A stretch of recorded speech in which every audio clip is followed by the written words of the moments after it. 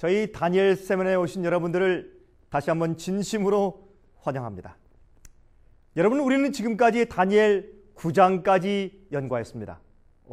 정말 파라만장한 얼마나 아름다운 하나님의 예언이 이 책 다니엘 가운데 기록되어 있는지 모르겠습니다.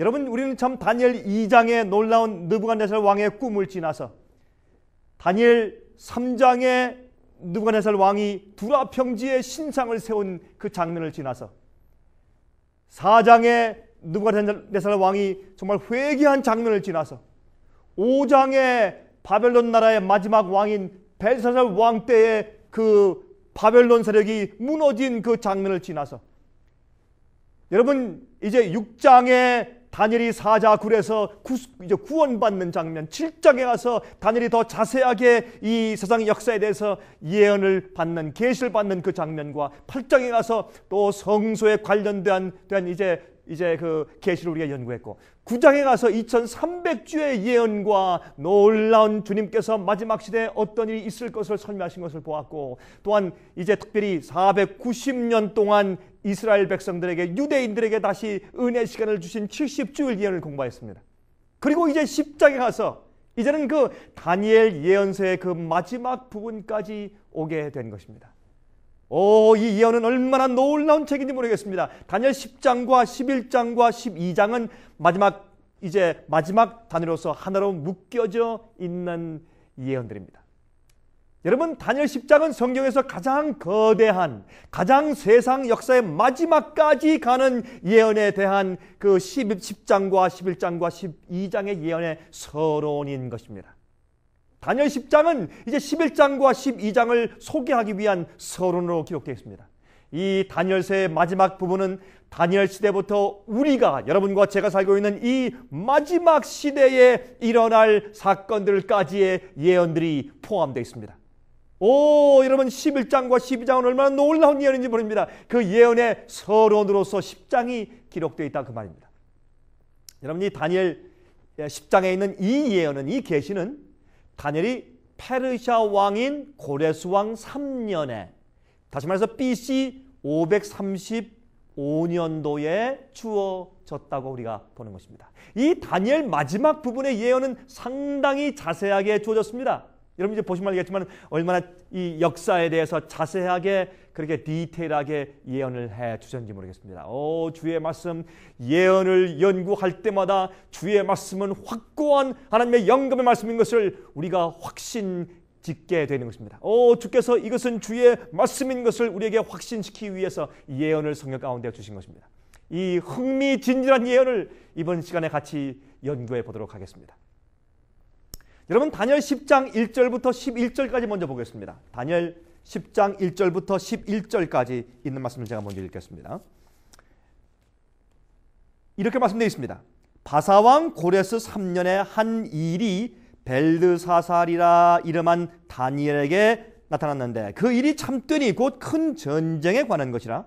다니엘이 그 일을 분명히 알았고 그 이상을 깨달으니라. 그때 나 다니엘이 새 이래 동안을 슬퍼하며 새 이래가 차기까지 좋은 떡을 먹지 아니하며 고기와 포도주를 입에 넣지 아니하며 또 기름을 바르지 아니하니라. 정월 24일에 내가 히데겔이라 하는 큰 강가에 있었는데, 그때 내가 눈을 들어 바라본즉 한 사람이 세마포 옷을 입었고 허리에는 우바스 정금띠를 띠었고 그 몸은 황옥 같고 그 얼굴은 번갯빛 같고 그 눈은 횃불 같고 그 팔과 빛은 빛난 놋과 같고 그 말소리는 무리의 소리와 같더라. 이 이상은 나 다니엘이 홀로 보았고 나와 함께한 사람들은 이 이상은 보지 못하였어도 그들이 크게 떨며 도망하여 숨었느니라. 그러므로 나만 홀로 있어서 이 큰 이상을 볼 때 내 몸에 힘이 빠졌고 나의 아름다운 빛이 변하여 썩은 듯하였고 나의 힘이 다 없어졌으나 내가 그 말소리를 들었는데 그 말소리를 들을 때 내가 얼굴을 땅에 대고 깊이 잠들었었느니라. 한 손이 있어 나를 어루만지기로 내가 떨더니 그가 내 무릎과 손바닥이 땅에 닿게 일으키고 내게 이르되 은총을 크게 받은 사람 다니엘아, 내가 내게 이르는 말을 깨닫고 일어서라. 내가 내게 보내심을 받았느니라. 그가 내게 이 말을 한 후에 내가 떨며 일어서매. 그랬습니다. 여러분, 이 다니엘의 이름이 여기 보니까 두 가지로 기록되어 있죠. 벨드사살이라 이름한 다니엘에게 그랬습니다. 여러분, 벨드사살은 바벨론 제국이 그에게 준 이름인 것을 우리가 잘 압니다. 그런데 지금 이 다니엘 10장 계시를 볼 때 다니엘은 지금 바벨론 시대가 아니라 페르시아 시대로 넘어간 그 시대에 지금 있는 것입니다. 그러나 여전히 그가 국가의 총리의 일을 하고 있습니다. 왜 그렇습니까? 그는 바벨론 사람이 아니고 유대 사람으로서 그는 참 신실했습니다. 그의 이름이 온 세상에 다 퍼져 있었습니다. 그래서 여러분, 페르시아 나라가 그 바벨론 나라를 정복했음에도 불구하고 그를 여전히 그 제국의 이제 총독으로 쓰고 있습니다. 총리 대신으로 쓰고 있습니다. 얼마나 놀라운 일입니까? 여러분, 이때쯤에서 다니엘의 나이가 약 한 90세쯤 되었을 것이라고 우리가 추측을 합니다. 그는 약 한 3주 동안 거의 금식하면서 기도하고 있었습니다. 왜 그럴까요? 그 노인이 왜 이렇게 기도할까요? 좋은 음식을 먹지 않냐고 기도 가운데 있었을까요? 고레스 왕 때 주어진 1차 성전 재건축 명령이 사마리아인들의 반대로 인해서 잘 이행되지 않고 그 자기의 나라의 성전 건축 그 일이 그만 계획이 중단하고 말았습니다. 그래서 그는 마음이 답답해서 주 앞에 기도하는 것입니다. 그는 주의 백성을 사랑했고 하나님의 약속을 주장했습니다. 그러한 기도 중에 히데겔이라는 강가에서 그가 계시를 지금 받고 있는 것입니다. 여러분, 이 히데겔 강은 페르시아만에서 약 100마일 북쪽 유프라테스 강과 만나는 지점에 있는 것입니다. 여러분, 다니엘에게 지금 다시 이 주어진 이 예언은 전쟁에 관한 것이라고 성경이 말합니다. 그 말하기를 이것은 큰 전쟁에 관한 것이라. 그 당시부터 세상 마지막 날까지 제국들의 전쟁이 어떻게 펼쳐질 것인가 하는 것을 지금 말해주고 있는 것입니다. 여러분, 에스겔 1장 24절과 28절 그리고 계시록 1장 13절부터 16절과 서로 비교해서 볼 때 이 다니엘 10장 5절과 6절의 모습에 있는 이 모습은, 여기 이제 나타난 그분의 모습은 바로 예수 그리스도 당신 자신의 모습인 것을 볼 수가 있습니다. 여러분, 그의 모습은 얼굴은 햇빛 같고, 그렇죠? 그의 이제 눈은 횃불 같고, 얼굴은 번갯빛 같고, 햇빛 같고, 그 몸은 황옥 같고, 팔과 발은 빛난 못과 같고, 말소리는 무리의 소리, 큰 무리가 말하는 것처럼 정말 아주 우렁찬 목소리고, 이것은 바로 에스겔 1장과 또한 계시록 1장에서 우리가 보았던 그 예수 그리스도의 모습과 똑같은 것입니다. 예수께서 이 다니엘의 기도에 응답을 해주시기 위해서 내려오신 것입니다. 그때 다니엘이 하나님의 모습을 본다면 어떻게 됐습니까? 그가 놀라서 두려워서 그만 까무라치고 기절하고 말았습니다. 여러분이시여, 예수께서 이 땅에 어린 양의 능력으로 광채를 가지고 하나님의 영광으로 이 땅에 재림하실 때 과연 죄인들이 그 앞에 설 수 있을까요? 과연 우리가 그 앞에 설 수 있을까요? 완전히 회개하고 통회하고 깨끗한 마음을 가진 자, 예수 그리스도의 품성을 닮은 자들, 주의 명령을 순종하는 품성을 가진 자들만 그 앞에 설 수 있을 것입니다. 여러분은 그 앞에 서기에 준비되어 있습니까? 그런데 여기 보니까 이제 가브리엘 천사가 와서 이제 이 다니엘을 깨웁니다. 깨워서 일으키는데 그만 이 무릎과 이 손이 땅에 끌릴 정도로 힘이 완전히 빠진 상태에서 일으킴을 받습니다. 죄인이 하나님 앞에 설 때 그런 모습 가운데 있게 되는 것을 우리가 보게 되는 것입니다. 여러분, 이 다니엘의 기도의 응답으로 예수께서 오셨습니다. 예수께서 오신 다음에 그의 모습 보고 다니엘이 기절했습니다. 그때에 가브리엘 천사가 또 와서 그를 일으켜서 이제 그 계시를 이제 예수님께로부터 받아서 다니엘에게 설명해 주는 과정을 계속해서 보는 것입니다. 여러분, 다니엘 10장 12절부터 21절까지 이제 그 다음에 보면 이제 예수께서 그 다니엘의 기도를 응답하기 위해서 오시기 위해서 애쓰다가 오시는 길이 지체되었다고 설명합니다. 왜 그럴까요? 여러분, 이 다니엘 1장부터 이제 11절까지는 예수님께서 다니엘의 기도에 그 기도 소리에 응답하기 위해서 직접 오시고 나타나시는 광경을 설명하고, 또한 다니엘이 기절했을 때 그 옆에 항상 그를 도와주었던 천사장이 가브리엘 천사가 그를 일으키는 모습이 여기에 기록되어 있습니다. 그 다음에 12절에 가서 이렇게 말씀되어 있습니다. 한번 읽어보십시다.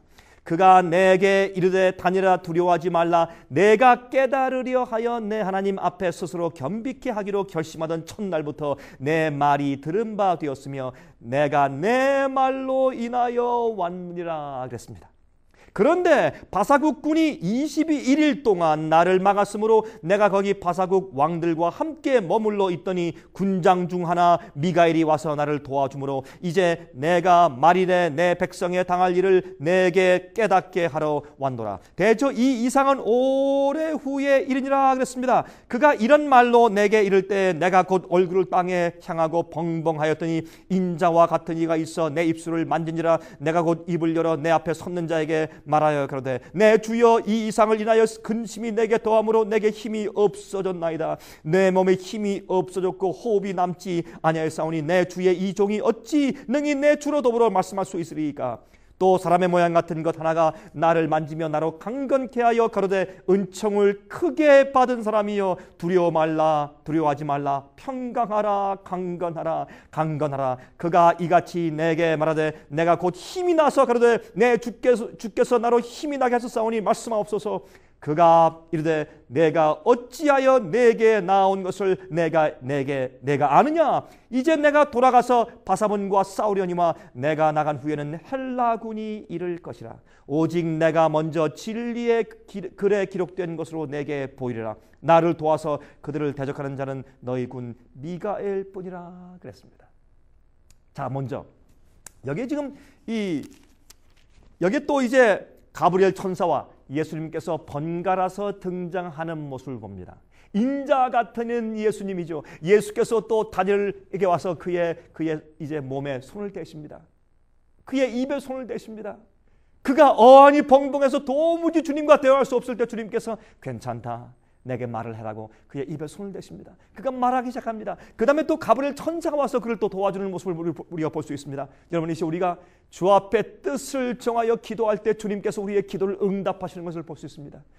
선지자의 기도뿐만 아니고 정말 주님 앞에서 마음을 다하여 간구하는 모든 영혼들의 기도를 들으시는 것을 이 예언 가운데서 우리가 볼 수가 있습니다. 여러분, 이시여 하나님께서 항상 기도하는 여러분 곁에 계신 것을 잊지 마시기 바랍니다.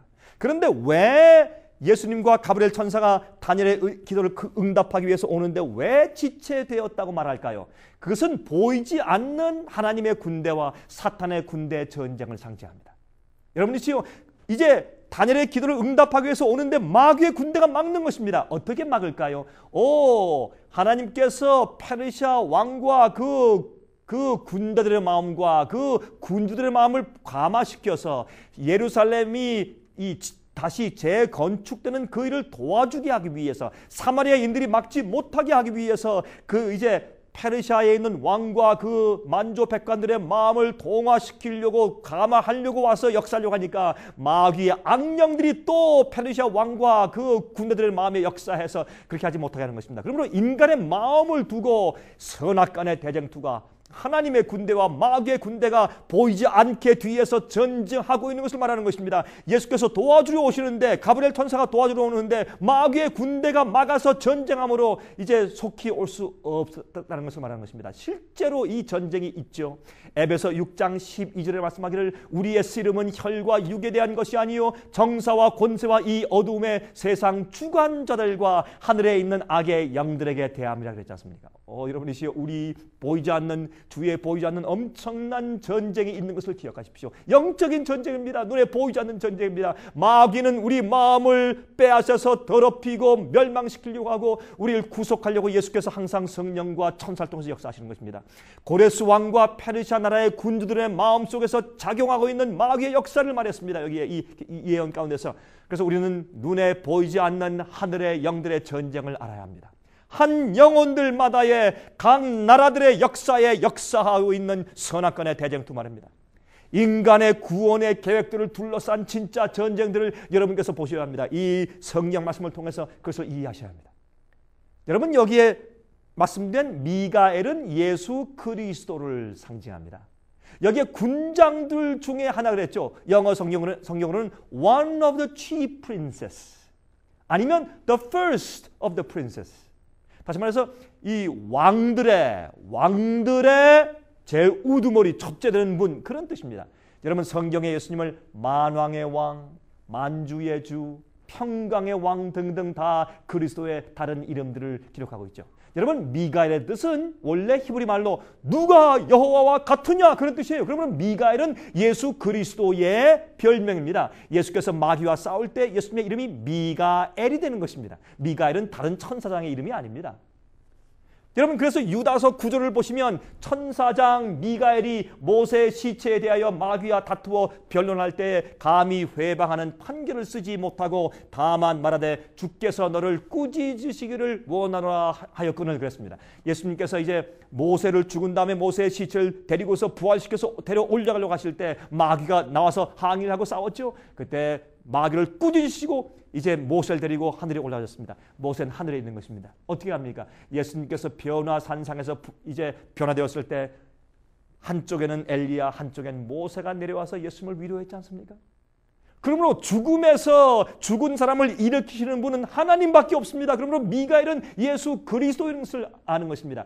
여러분, 21절에 10장 21절에 말씀한 것처럼 오직 내가 먼저 진리의 글에 기록된 것으로 내게 보이리라. 나를 도와서 그들을 대적하는 자는 너희군 미가엘뿐이라. 다시 말해서 마귀를 싸워서 이기는 분은 예수 그리스도밖에 없는 것입니다.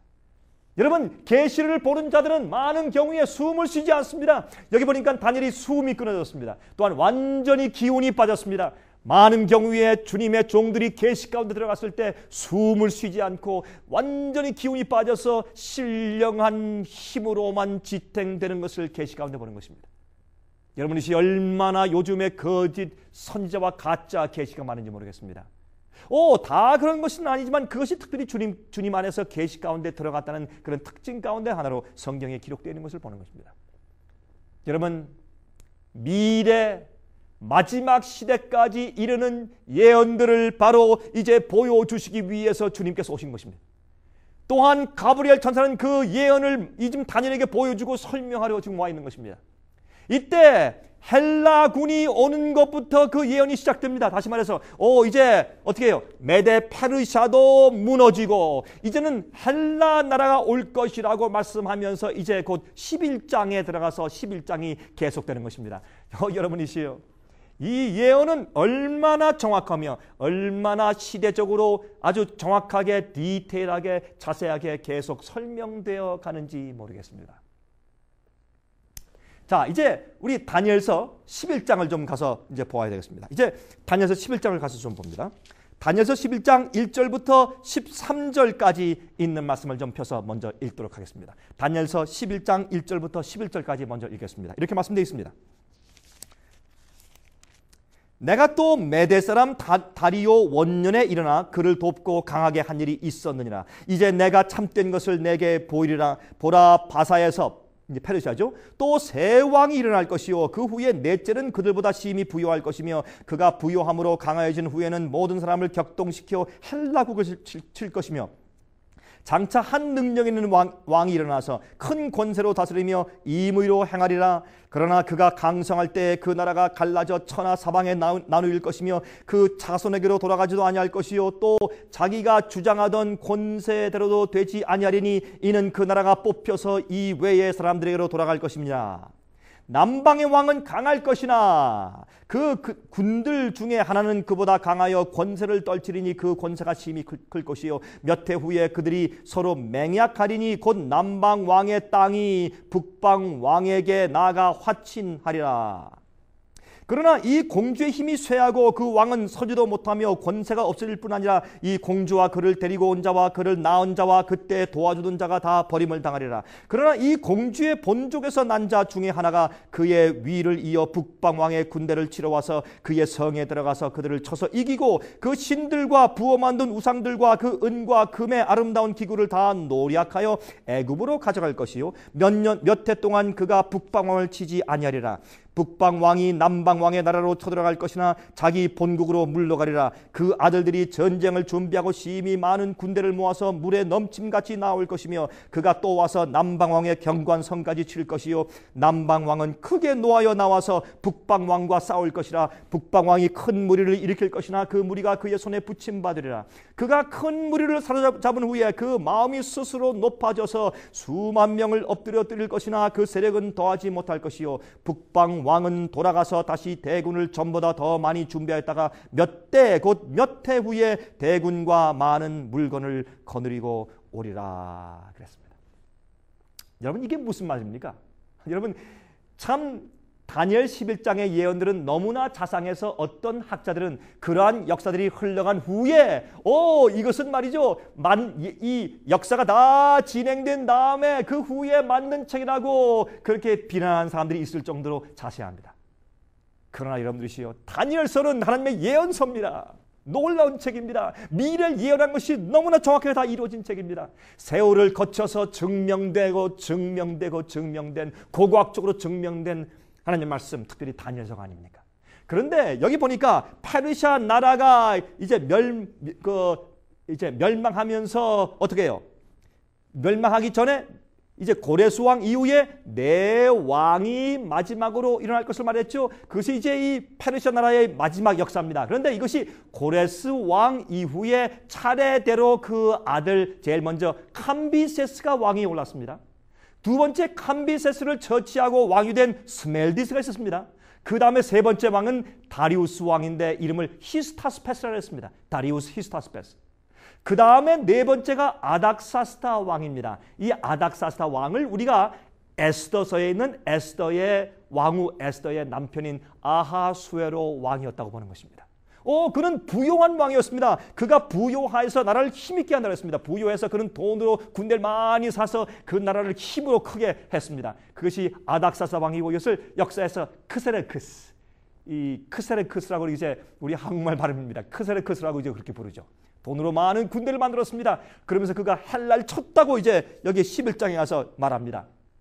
그러나 이제 그가 결국은 이제 멸망합니다. 그 다음에 나중에 능력 있는 왕이 일어나면서 헬라 나라 왕이 일어납니다. 여러분 10장 끝에 가서 헬라 나라가 일어날 것을 이미 말씀하고 11장에 들어왔지 않습니까? 그래서 한 능력 있는 왕은 여기 알렉산더 대왕입니다. 알렉산더 대왕이 인도까지 가서 나라를 점령했습니다. 그가 강성할 때 그 나라가 여기 보니까 어떻게 했습니까? 나뉘운다 그랬습니다. 이제 나뉘운 다음에 그가 어떻게 했습니까?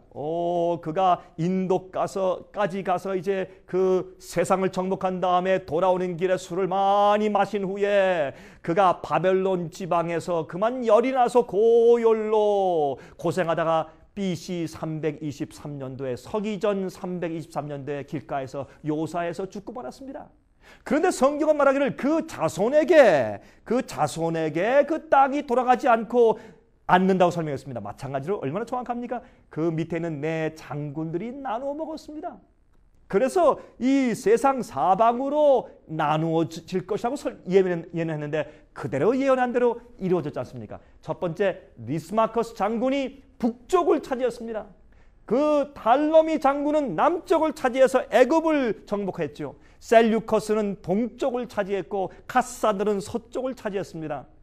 하지만 나중에 서로 네 나라가 서로 갈등하고 전쟁을 한참 한 후에 나중에 네 나라가 서로 이제 잡혀먹어서 두 나라로 나중에 합쳐지게 되었는데 그것을 우리가 북방 왕과 남방 왕국 즉 애굽으로 나누는 것입니다. 다시 말해서 바벨론, 메데 페르시아 나라의 다음에 그다음에 어떻게 해요? 헬라 나라 다음에 어떻게 해요? 그것이 남방 왕국과 북방 왕국으로 갈라져서 제국이 두 나라가 되었습니다. 그 다음에 로마 제국이 오게 됩니다. 이러한 역사를 차례로 보여주는데 조금 더 자세하게 기록한 것이 바로 11장의 역사인 것을 여러분께서 보시면 됩니다. 여러분 시리아와 애굽의 전쟁들의 역사가 바로 북방왕과 남방왕의 시작입니다. 나중에 시리아가 로마에 잡혀먹은 다음에 북방왕은 로마 나라가 되었죠. 그래서 로마와 애굽의 역사가 또 있게 되는 것입니다. 그런데 그 가운데 끼어서 고래 싸움에 새우등 터지듯이 고생을 많이 한 나라가 바로 유대 나라인 것입니다. 유대 나라가 그 사이에 끼어서 많은 고생을 했습니다. 여러분 6절에 북방왕국이 나오죠. 북방왕국 시리아와 남방왕국 에집트가 평화조약을 한다고 말씀되어 있습니다. 평화조약을 하는데 그것은 애굽의 탈러미 2세가 자기 딸 베레니스를 북방왕 셀류커스의 손자인 안티오코스 테오스에게 주어서 결혼을 시킵니다. 그것을 말합니다. 이렇게 이제 평화의 조약을 했어요. 그래서 평화가 잠깐 북방왕국과 남방왕국의 평화가 조금 유지된다고 이제 예언하는 것입니다. 근데 이 안티오코스 테오스는 자기의 본부인과 이혼하고 그 자기의 아들들을 호족해서 제적을 해버린 다음에 그 애굽의 그 공주인 베레니스와 결혼했습니다. 그래서 두 나라 가운데 잠시 평화가 있긴 했습니다. 그러나 보십시오. 성경에 그 평화가 오래가지 못한다고 말씀합니다. 어떻게 그 예언이 이루어졌을까요? 우리 좀 보십시다. 이제 여러분 여기 보면 이제 그 이후에 그러나 이 공주의 본족에서 난 자 중에 하나가 그의 위를 이어 북방왕의 군대를 치러 와서 하는 예언이 나옵니다. 여러분 또 여기 보면 6절 끝에 가서 이 공주와 그를 데리고 온 자와 그를 낳은 자와 그때 도와주던 자가 다 버림을 당할 것이라. 누구에게서 버림을 당합니까? 여러분 이후에 이제 이 남방 애굽 왕의 탈러미 2세의 세력이 약화되고 그가 죽게 되자 그 후에 이 북방 왕인 안티오코스가 말이죠. 자기의 거기서 애굽 왕의 공주를 데리고 온 이 버레니스와 이혼을 합니다. 그를 버리고 원래 결혼했던 본부인을 데리고 왔습니다. 여러분 이런 것이 옛날 역사가 아닙니까? 그때 이 본분이 와서 얼마 있다가 자기를 처음에 버렸다가 다시 데려온 원래 남편이 안티오코스를 동물로 죽입니다. 독살시킵니다. 그리고 자기 아들을 왕위에 올려 세웁니다. 이렇게 엎치락 뒤치락하는 이런 역사를 아주 간단하게 예언적으로 설명해 두었습니다. 이 역사가 어떻게 흘러갈 것을 말씀하는 것입니다. 그런데 7절은 애굽에서는 베레니스의 오빠가 이제 자기의 동생의 그 죽음을 복수하기 위해서 말입니다. 군대를 이끌고 복수하러 이제 북방왕을 치러 올라옵니다. 그때 북방왕국 시리아를 쳐서 이기고 누가 남방왕국이 애굽이 이기고 거기서 많은 은금을 노력해갑니다. 옛날에 그들이 가져온 은상 금상들 이런 모든 은금을 많이 노력해서 애굽으로 가져갑니다. 후에 시리아의 왕들이 애굽을 계속 공격해보고 애쓰지만 그러나 계속 실패할 것을 성경은 예언해 두었다고 말합니다. 여러분 시리아의 왕 안티오코스도 결국 실패하고 맙니다. 이것이 7절부터 14절까지의 이제 그 이야기입니다. 그 요약이에요. 요약입니다. 예, 그런데 말입니다. 그런데 12절에 애굽의 왕이 교만해져서 여기 유대인들을 핍박하고 많은 유대인들을 이방신을 숭배 안 한다고 죽일 것을 말했습니다. 그가 이 애굽 여기 12절에 그가 이 애굽 왕입니다. 그가 큰 무리를 사로잡은 후에 북방을 친 다음에 그 마음이 스스로 높아져서 수만 명을 엎드려 것이나 그 세력은 더하지 못할 것이요. 이 많은 사람을 죽이고 핍박한 내용 가운데 유대인들을 엄청나게 그 남방 왕국이 핍박한 사실도 이게 포함되어 있는 것입니다. 그런데 이렇게 쭉 진행해 나가다가 남방 왕국과 북방 왕국, 시리아 왕국과 그다음에 애굽 왕국의 전쟁에 대해서 설명한 다음에 이제 15절부터는 말이죠. 로마 제국의 등장을 소개합니다. 이거 흥미있습니다. 다시 말해서 이 세상의 역사 나라가 메데 페르시아와 헬라가 어떻게 되며 또 헬라에서 어떻게 나라들이 분열되어서 북방왕과 남방왕이 되고 이제 북방왕과 남방왕 싸움에서 애굽이 어떻게 승리하며 드디어 북방왕국의 시리아가 말입니다. 로마 나라에게 점령된 다음에 로마가 북방왕국으로 변하는 그 모습을 여기서 보여주고 있는 것입니다. 얼마나 예언은 세상 역사를 미리부터 정확하게 예언해 두었는지 모릅니다. 근데 나중에 북방왕국과 이제 남방왕국으로 나뉘어 전쟁이 있는데 이 시리아와 애굽의 세력 다툼이 되죠. 근데 이제 드디어 이교 로마가 등장하게 됩니다. 이교 로마 제국의 등장을 이 예언이 설명하고 있습니다. 그리고 그 이후에 교황 로마가 순서대로 등장하는 예언을 기록하고 있는 것입니다. 여러분 포커스가 어디 있습니까? 이 초점이 어디 있습니까? 이것은 결국엔 다리오가 살던 페르시아 시대부터 바벨론을 지나서 페르시아 시대에 살지 않습니까? 그때부터 어떻게 역사가 어떤 식으로 대략 요약해서 진행된 다음에 나중에 로마 제국을 지나서 어떻게 교황 로마가 도래하는지 그 교황 로마 짐승 세력이 주의 백성을 어떻게 핍박하고 주의 성소를 어떻게 파하고 진리를 어떻게 파하는가 하는 그 세력을 중점적으로 설명해서 그 세력이 언제 어떻게 도래해 오는지에 대해서 여러분 7장에 설명했죠. 작은 뿔에 대해서. 그것을 조금 더 자세하게 그 역사가 어떻게 흘러서 그 세력이 도래하는지에 대해서 초점을 맞춰서 여기 11장도 설명하고 있는 것입니다. 그런데 제가 이교 로마라고 한 이유는 그 이후에 올 교황 로마와 분리하기 위해서 말씀을 드린 것입니다. 15절에 로마가 폼페이 장군을 통해서 유대 나라를 한번 정복하고 핍박하는 모습도 다 여기 기록했어요. 그런데 17절부터 24절까지 보시면 제국으로 로마 나라가 강성하여 가는 그 그림을 보여주고 있어요. 한번 보실까요? 우리 한번 읽어보십시다. 자, 그가 결심하고 전국에 힘을 다하여 이르렀다가 그와 화친할 것이요 또 여자의 딸을 그에게 주어 그 나라를 패망케 하려 할 것이나 이루지 못하리니 그에게 무익하리라. 그 후에 그가 얼굴을 섬들도 돌이켜 많이 취할 것이나 한 대장이 있어서 그의 보이는 수욕을 씻고 그 수욕을 그에게로 돌릴 것이므로 그가 드디어 그 얼굴을 돌이켜 자기 땅 산성들로 향할 것이나 거쳐 넘어지고 다시는 보이지 아니하리라. 그 위를 이을 자가 토색하는 자로 그 나라의 아름다운 곳으로 두루 다니게 할 것이나 그는 분노함이나 싸움이 없이 몇 날이 못되어 망할 것이요 또 그 위를 이을 자는 한 비천한 사람이라 나라 영광을 그에게 주지 아니할 것이나 그가 평안한 때를 타서 괴울로 그 나라를 얻을 것이며 넘치는 물 같은 군대가 그에게 넘침을 입어 패할 것이요 동맹한 왕도 그렇게 될 것이며 그와 약조한 후에 그는 거짓을 행하여 올라올 것이요 적은 백성을 거느리고 강하게 될 것이며 그가 평안한 때 그 도의 가장 기름진 곳에 들어와서 그 열조와 열조의 조상이 행하지 못하던 것을 행할 것이요 그는 노력하며 탈취한 재물을 무리에게 흩어주며 모략을 베풀어 얼마 동안 산성들을 칠 것인데 때가 이르기까지 그리하리라. 그가 그 힘을 떨치며 용맹을 바라며 큰 군대를 거느리고 남방왕을 칠 것이요 남방왕도 심히 크고 강한 군대를 거느리고 맞아 싸울 것이나 능히 당하지 못하리니 이는 그들이 모략을 베풀어 그를 침이니라. 자기의 진미를 먹는 자가 그를 멸하리니 그 군대가 흩어질 것이요 많은 자가 엎드려져 죽으리라. 이 두 왕이 마음에 서로 해하고자 하여 한 밥상에 앉았을 때 거짓말을 할 것이라. 일이 형통하지 못하리니 이는 작정된 기한에 미쳐서 그 일이 끝날 것입니다.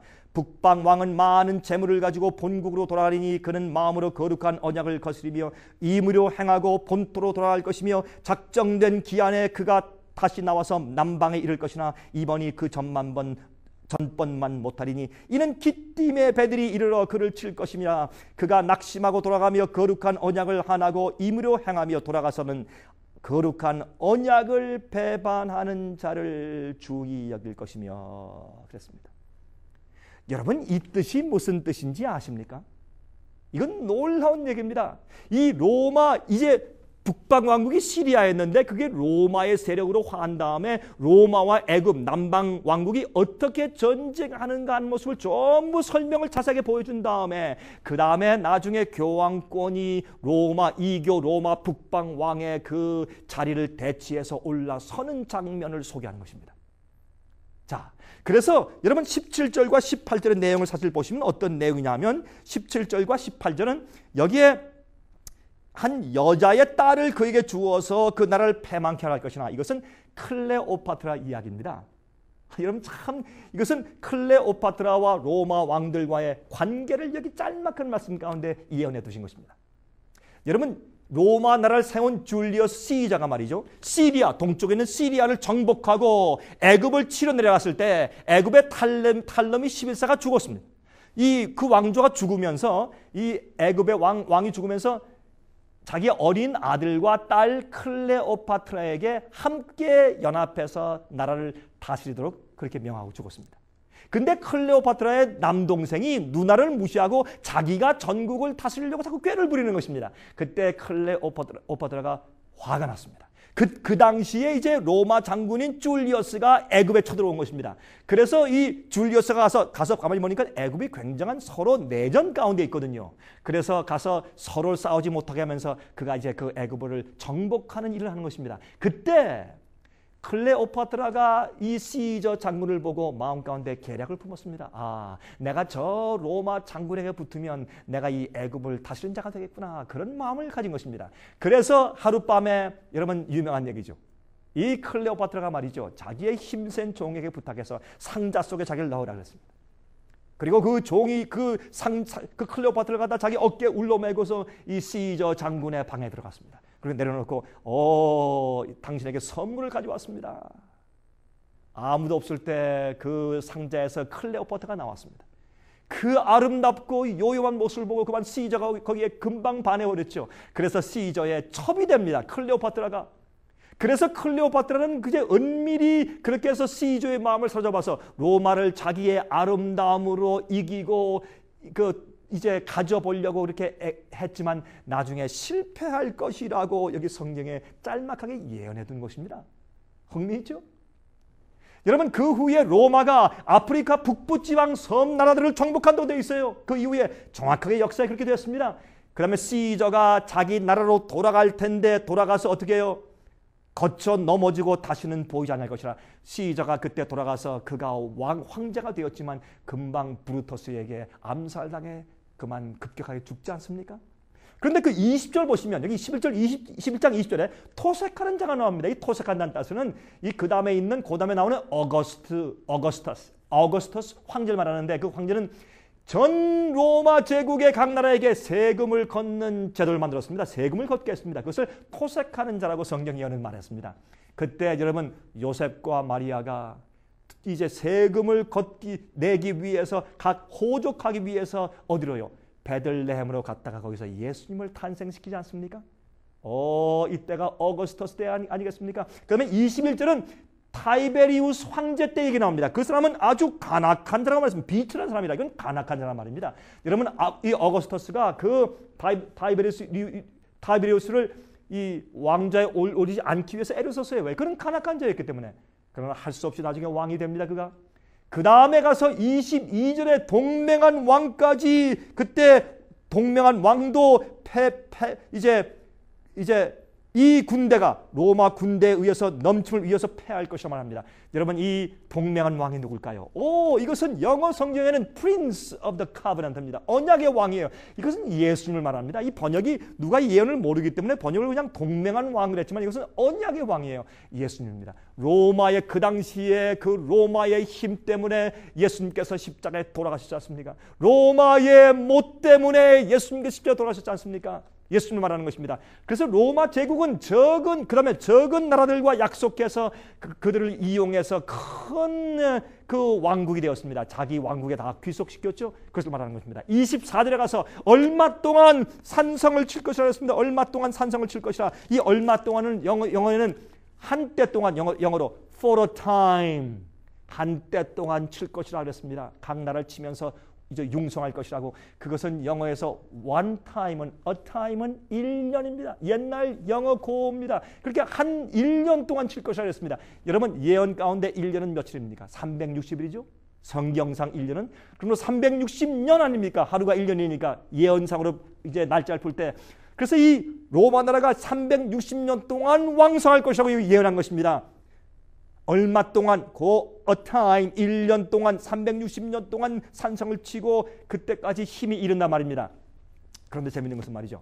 여러분 이 애굽에 있는 악티움 전쟁 BC 31년도 서기 31년도에 있었던 악티움 전쟁에서 승리한 다음에 로마 제국이 되었습니다. 그 다음에 AD 330년도에 컨스탄틴 황제가 로마에서부터 이 수도를 갖다가 저기 컨스탄티노플로 전도하고 옮겨갈 때까지 360년 동안 서로마가 왕성했습니다. 그 다음부터 그가 거꾸로지기 시작했습니다.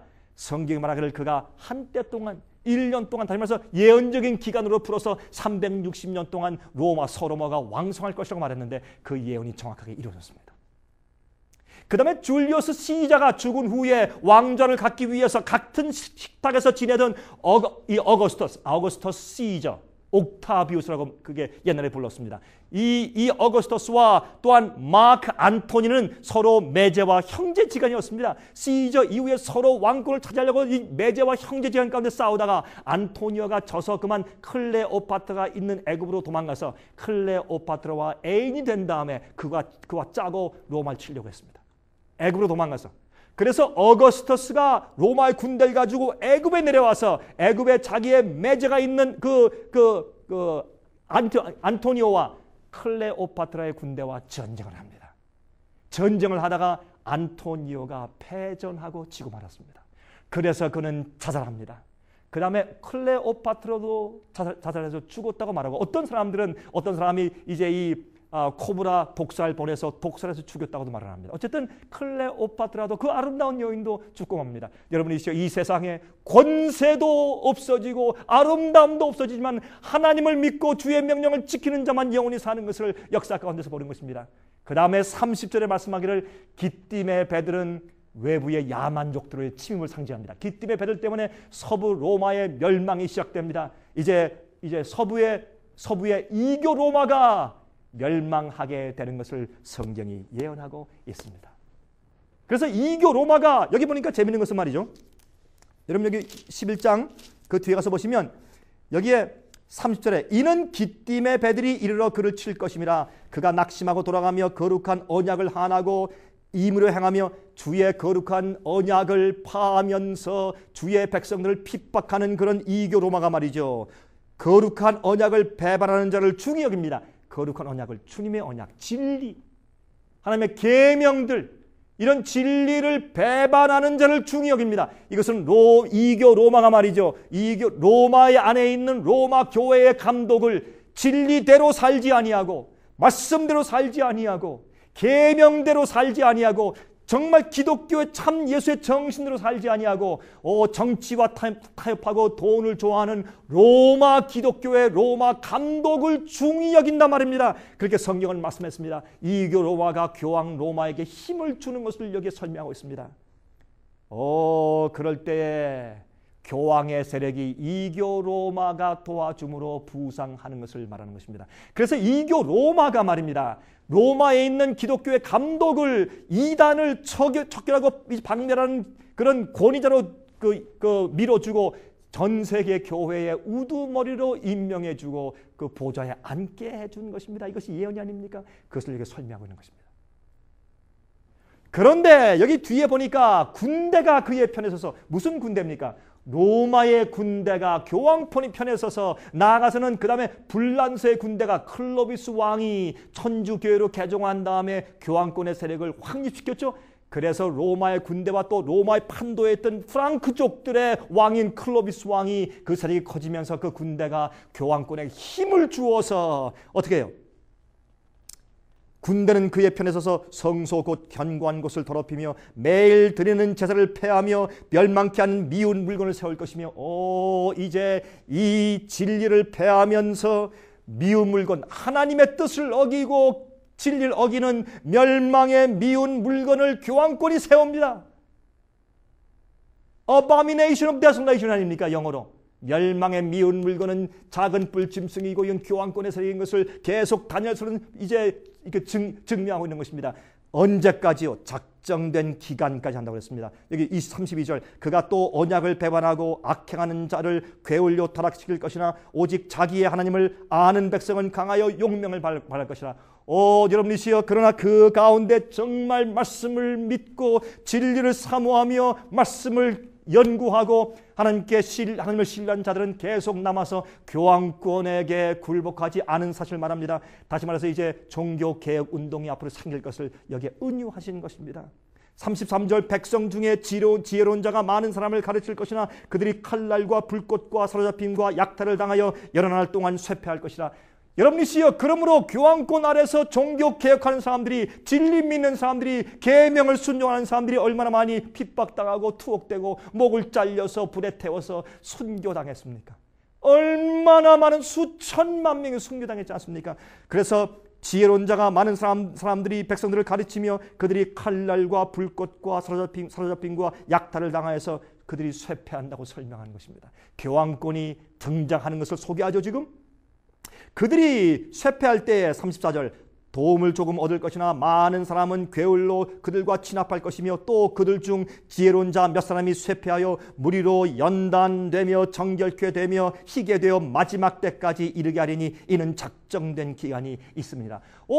교황권이 그들을 핍박하고 죽이고 순교시키고 하는 모든 일들이 모든 일을 자행하고 있지만은 그러나 거기에도 어떻게 해요? 한정된 기한이 있단 말입니다. 종교 개혁자들은 1260년 동안에 통치를 받았습니다. 교황권이 1260년 동안 다스리면서 핍박하고 형통했지만 그러나 주님께서 그들에도 기한된 작정된 기한이 있다고 성경은 말합니다.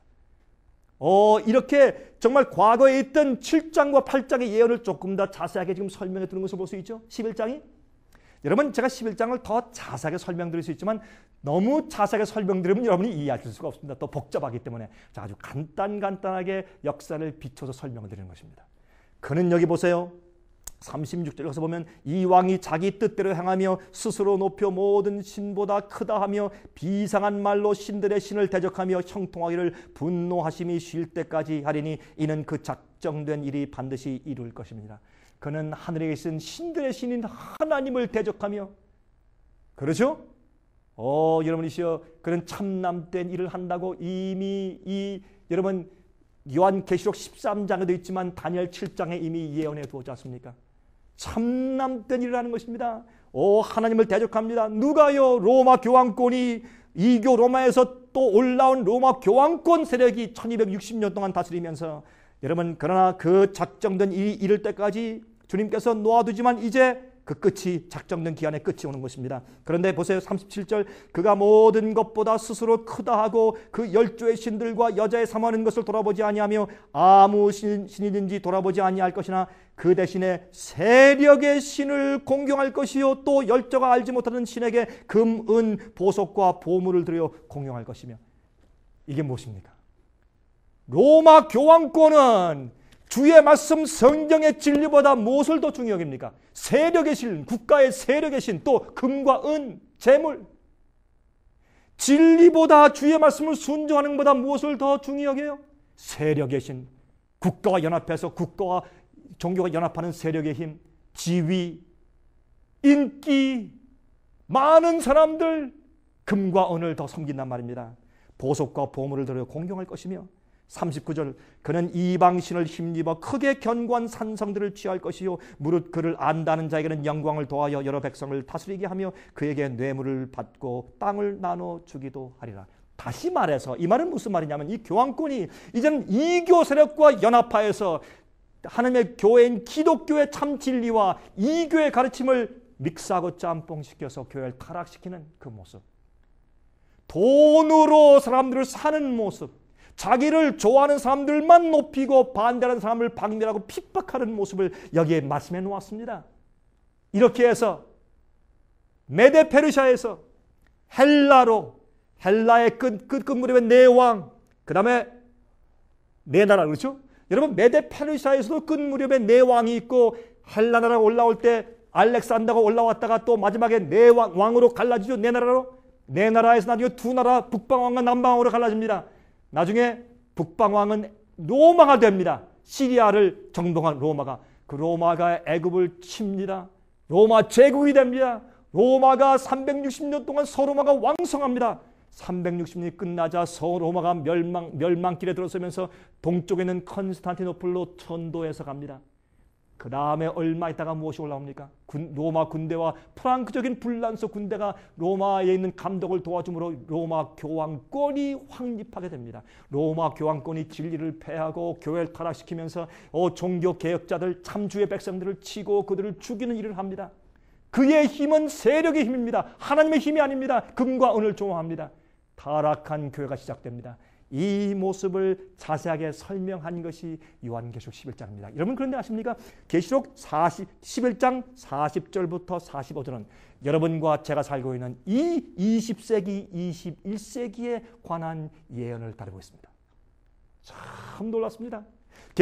다니엘 11장 40절부터 45절까지는 여러분과 제가 살고 있는 이 20세기와 21세기에 우리에게 관한 이 역사를 다루고 있는 놀라운 예언입니다. 여러분 아십니까?